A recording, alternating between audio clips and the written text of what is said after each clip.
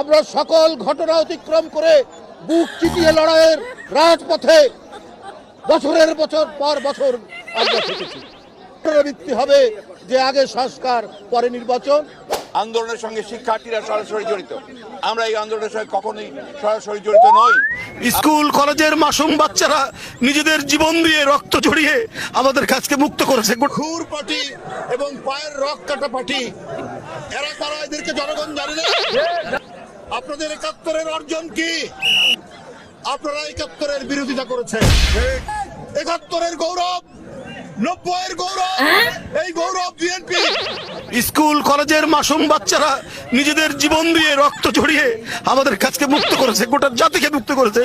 আমি আজকে সেই সমস্ত মাসুম বাচ্চা, স্কুল কলেজের সেই সমস্ত ছাত্র ছাত্রীদের যাদের শহীদী আত্মত্যাগের মধ্যে দিয়ে আজকে গোটা জাতি মুক্তি লাভ করেছে এক ভয়ঙ্কর ফ্যাসিবাদ থেকে।